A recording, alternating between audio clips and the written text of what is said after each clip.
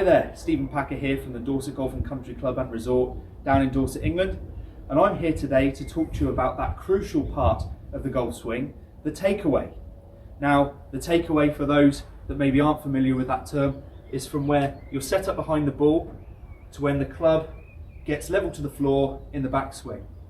Now, we all know that that part of the golf swing is so crucial for basically achieving some of the really important alignments that are needed in the golf swing at the top, and as you transition the swing down into the downswing. And a really solid and good takeaway often leads to a really solid and good golf swing. Now, I've seen lots of tips and advice out there that I've used personally to try and help my golf swing, to try and help my takeaway. And it's often talking about how the hands move, talking about how the club head moves, talking about how my body moves. But I think that there's another part of the body that we can really look at and focus on, which could yield some massive results for improving your takeaway, and that is your elbows.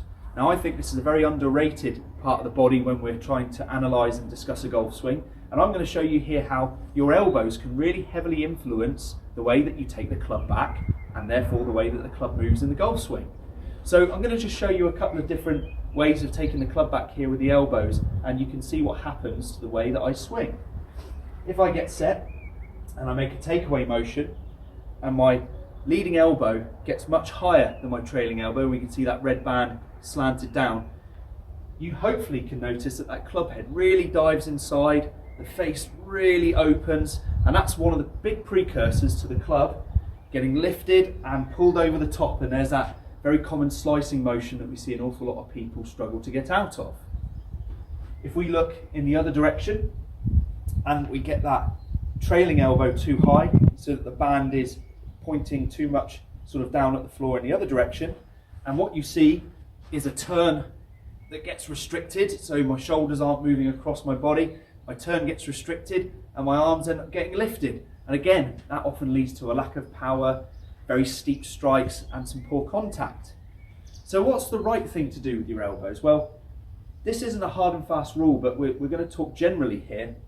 What you're looking for is a feeling where your elbows are roughly level to the floor. So we don't want them too tilted in either direction. We're going to want to try and feel like those elbows are roughly level to the floor. And if we make a takeaway where those elbows stay roughly level to the floor, hopefully you can see my club really makes a consistent movement, orbiting my body in a nice circle. I don't do anything wildly different with the face like I would if my elbows were too slanted. And you can see that it produces a really consistent and nice takeaway. So even though to get your elbows completely level would be quite a challenge, so long as we're roughly level with our elbows, you're going to see that our body is turning nicely and staying connected, and it gets me into a position that's very easy to lift to the top of a really good looking golf swing.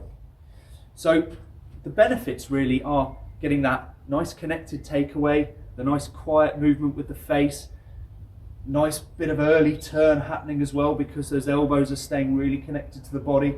So there are some massive benefits by doing something as simple as putting a band around your elbows just to highlight how they're moving, and then moving your elbows in that first half of the backswing, feeling as though they move as level as possible.